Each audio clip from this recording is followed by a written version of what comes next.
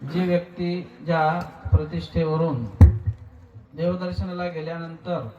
10 दिवसाच्या अंतर्भूत आपण त्या ठिकाणी ही प्रतिष्ठा देत असतो आणि ही आमनाय परंपरेतील प्रतिष्ठा असल्यामुळं या कैवल्यवासी आचार्य प्रवर श्री बाबाजी या बाबाजींचा सर्व परिवार, बाबाजींचे सर्व आप्तेष्ट, ग्रामस्थ, पुजारी मंडळी सर्वांच्या या संमतीनुसार मी बाबा सरल्यानंतर दुसऱ्या दिवशी आलो, सगळ्यांचं मत घेतलं आणि त्यांना सांगितलं की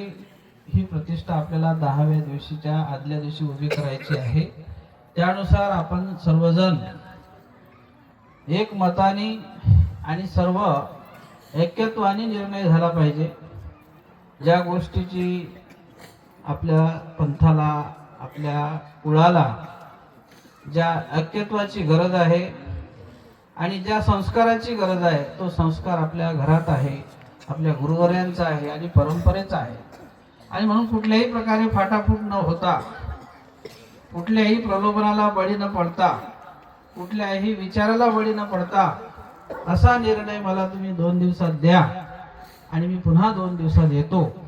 अशा प्रकारे परिवाराला, बाबांचे बंधू वगैरे सगळे तिथे होते,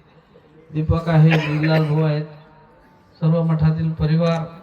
आणि शिष्यगाद्या सगळ्यांपर्यंत हा निरोप गेला आणि पुन्हा मी 2 दिवसानंतर त्या परिवाराने मला बोलवलं, मी उपस्थित झालो आणि पुन्हा आमची सगळ्यांची बैठक होऊन त्यांनी स्वतःहून सगळ्यांनी मंगेश शास्त्रीचं नाव माझ्यापर्यंत पोहोचविलं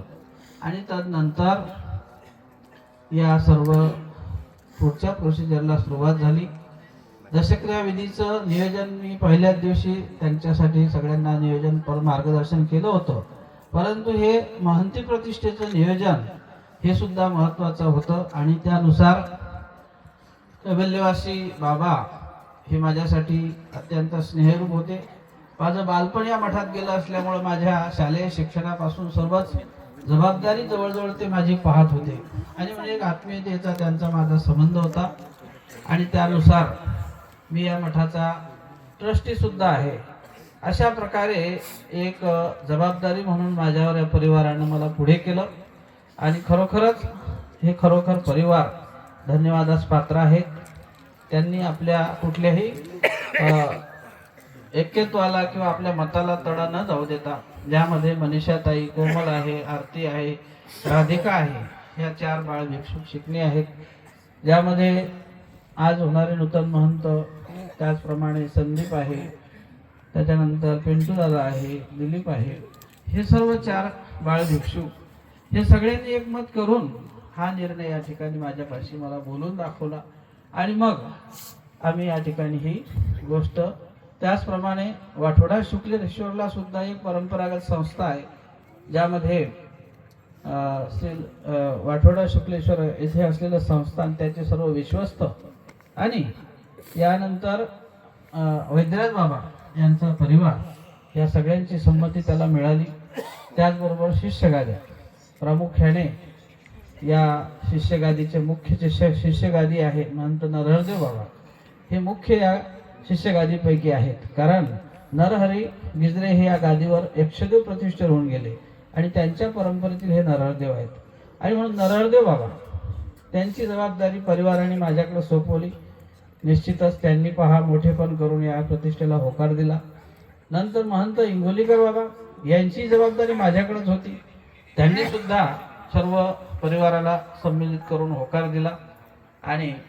बाबांचे शिष्य असलेले मुरारी मल्ल बाबा, आमचे कैवल्यवासी चक्रपाणी बाबा महोदा यांचे शिष्य असलेले आताचे नूतन महंत चक्रपाणी बाबा,